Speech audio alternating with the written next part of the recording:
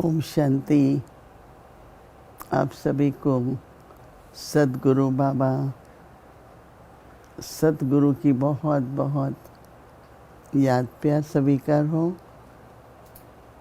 आज ये रिक्वेस्ट रही कि एक बार हिंदी में संदेश सुनाएंगे और एक बार इंग्लिश में। तो आज हमने हिंदी में सुनाया, ऐसा राय निकली थी। देखो, बाबा के इशारे हैं।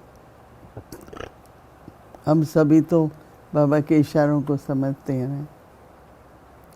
तो जो ये बाबा कह रहा था ना कि बुद्धि में इतना मनन चिंतन चलता रहे,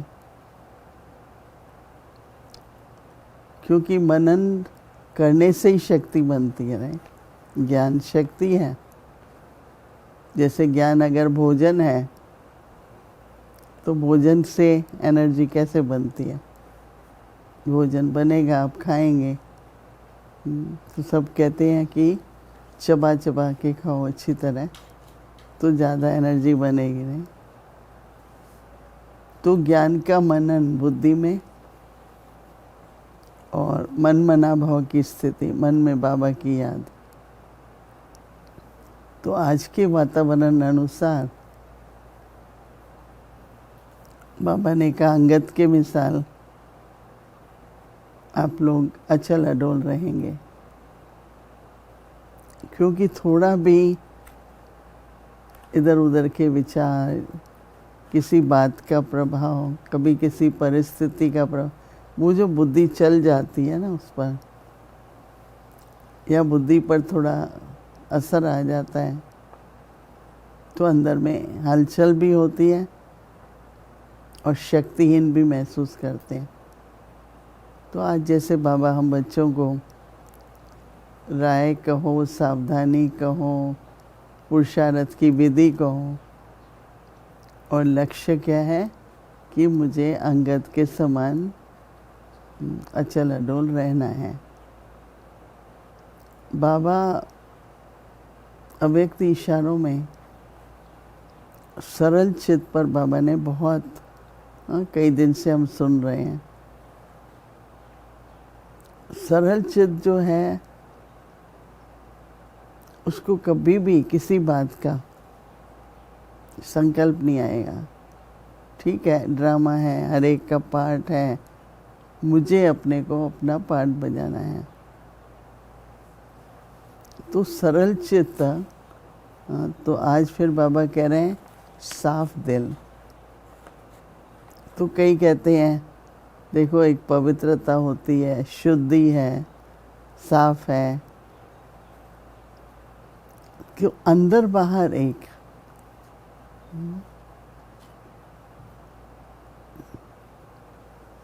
कल भी बाबा ने बताया ना, कई बार दिमाग कुछ कहता है, दिल कुछ और कहता है, और हम कहते कुछ और ही हैं। दिमाग कहेगा बात तो राइट है, पर दिल थोड़ा सा करने को स्वीकार नहीं है। फिर हम बोल तो बिल्कुल ही अलग हो जाते हैं, क्योंकि कई बार ऐसा होता है कि आप किसी बात के बारे में क्लियर नहीं है, आपको स्पष्ट नहीं है। तो जो हम बोलते हैं तो दूसरा फिर कह देता है ये तो बात बदलता रहता है, पर बदलता नहीं है। उसके बोल जो हैं वो अंदर में, क्योंकि निर्णय नहीं लिया है अभी तक, तो इसलिए उसके बोल भी ऐसे होते हैं जो आज एक बात बोली एक व्यक्ति को, दूसरी बात बोली तीसरे को। तो ये मन की जो उलझन है, वो बोल जो है वो उस उलझन के कारण है। तो साफ दिल, जिसमें बाबा कहता है अंदर बाहर एक।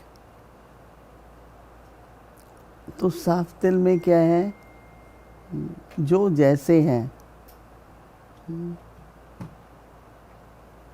देखो, ऐसे तो हमारे बोल युक्ति युक्त होने चाहिए। चलो साफ दिल है तो आपके मन में जो संकल्प आया बोलते जाओ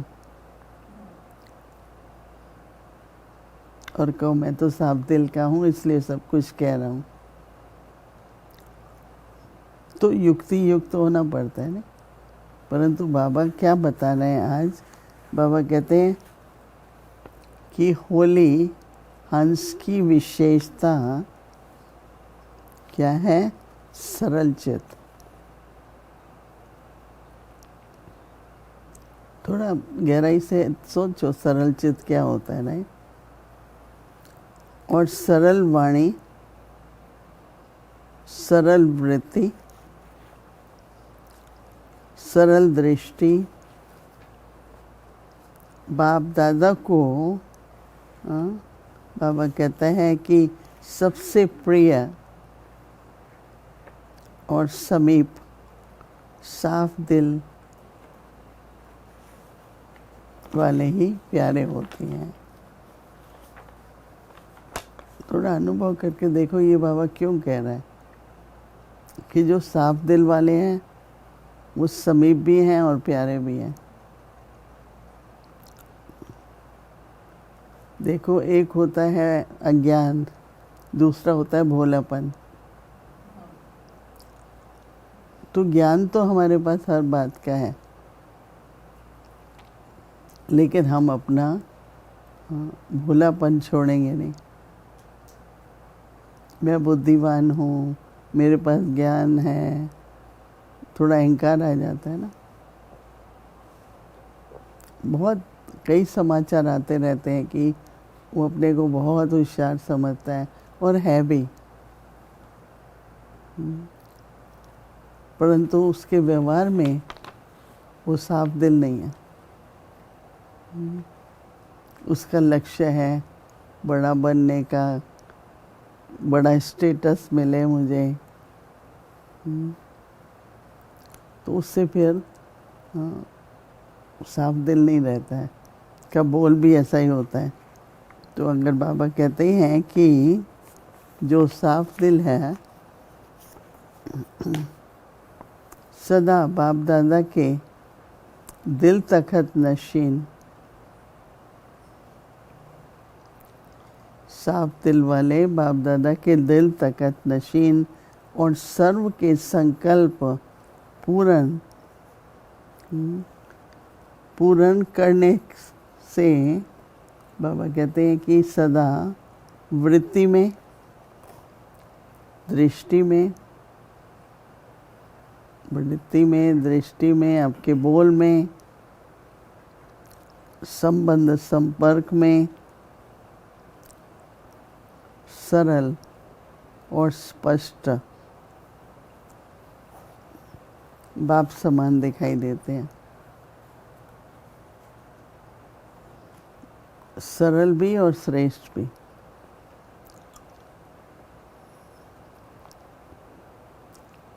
ऐसे नहीं कि हम सरल हैं इसलिए हमको जो मन में आता है जैसे आता है, नहीं। श्रेष्ठ, सरलता और श्रेष्ठता अगर दोनों गुण हों तो बाबा के समीप है, बाबा के दिल तखत नशीन है। तो अपनी वृत्ति, दृष्टि, बोल सब सरल स्वभाव के होने से सदा स्पष्ट होंगे। तो आज बाबा बहुत ही अच्छे इशारे दिए भोग में, और कैसे हर एक को उसके अनादि और आदि गुणों से उस आत्मा को देखो। कई तरह के, कई जन्मों के, देहभान के संस्कार का हिसाब किताब है। द्वापर युग से विकार शुरू हुए तो अपना संबंध देह का, व्यवहार देह का, धीरे धीरे विकार बढ़ते गए तो वो हिसाब किताब बनता गया ना। इसलिए बाबा कई बार कहते हैं कि 63 जन्म का हिसाब चुकतू करो और 21 जन्म का संबंध बनाओ। सिर्फ बंधन मुक्त नहीं है, संबंध बनाओ।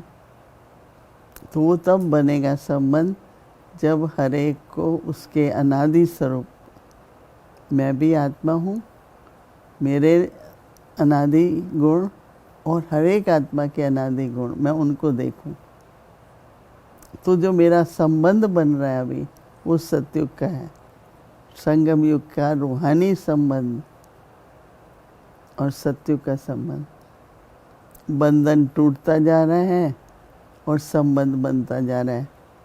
बंधन में हमेशा दुख होगा, उस आत्मा वो किसी न किसी तरह से आपको दुख होगा। ये कर्म बंधन है, कोई हिसाब किताब है। लेकिन जब संबंध बनते हैं तो समीपता और सुख,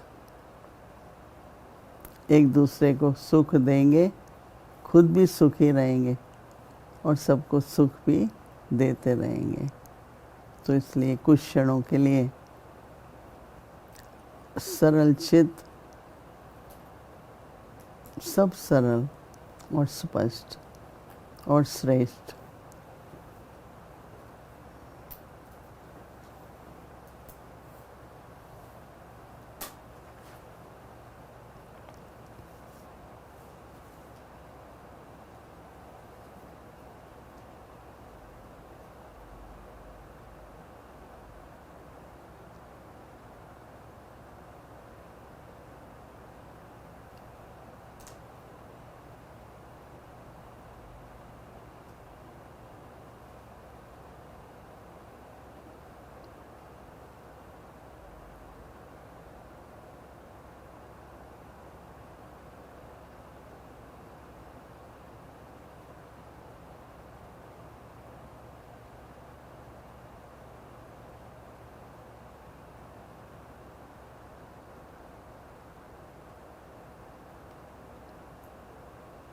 ओम शांति।